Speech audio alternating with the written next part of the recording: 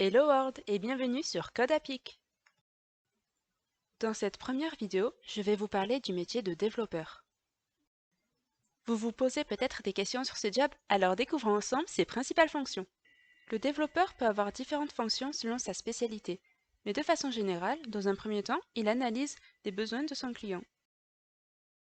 Puis il choisit le langage informatique adapté. Ensuite, en fonction des attentes de son client, le développeur va créer les fonctionnalités appropriées pour l'application ou le site web en question.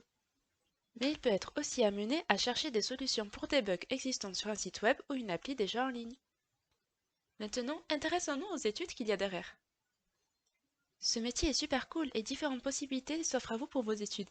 Mais surtout ne vous inquiétez pas car votre code Apic va vous expliquer. Après le bac, vous pouvez faire un BTS Services informatiques aux organisations, un BTS Informatique et réseau pour l'industrie et les services techniques, ou encore un DUT. Mais sachez que vous pouvez aussi vous former dans des centres de formation pour adultes qui sont payés par la région et le diplôme est reconnu comme un bac+2. Si vous souhaitez vous lancer directement dans une licence ou poursuivre vers une licence après votre BTS, pas de souci, vous avez la licence informatique. Vous pouvez aussi faire la licence pro développeur informatique multi-support, ainsi que la licence pro développeur et administrateur de systèmes d'information et la licence professionnelle développeur web pour l'entreprise. Si vous souhaitez continuer après une licence, sachez que vous pouvez faire un master système d'information et applications web, un master professionnel conception et développement de solutions informatiques intégrées.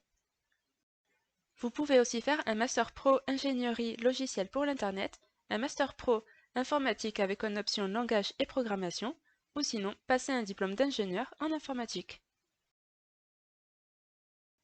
Vous devez sûrement vous dire « Ok, cool, mais après où est-ce qu'on peut travailler ?»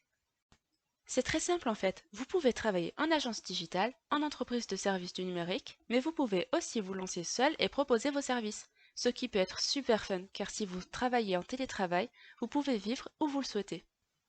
À présent, je vous propose de faire un point maintenant sur les avantages et inconvénients. Les avantages et inconvénients que je vais vous présenter sont basés sur mon expérience professionnelle, donc ça peut très bien changer d'une personne à une autre. Commençons par les choses qui fâchent. En tant que développeur, vous devez être au courant des mises à jour des langages informatiques et donc vous auto-former quand c'est nécessaire, ce qui peut être une source de stress quand on doit respecter les délais. Mais ne vous inquiétez pas, il y a aussi de nombreux avantages à être développeur et on va les voir tout de suite après. Parmi les bons côtés de ce métier, il y a le télétravail, mais aussi il y a un salaire attractif à la clé. Et surtout, si tout comme moi vous aimez apprendre, eh bien, c'est le boulot qu'il vous faut. Et n'hésitez pas à partager vos expériences en commentaire. Alors, vous êtes prêts à commencer? Si c'est le cas, n'hésitez pas. Ah, et avant que j'oublie, si cette vidéo vous a plu, mettez un pouce vers le haut.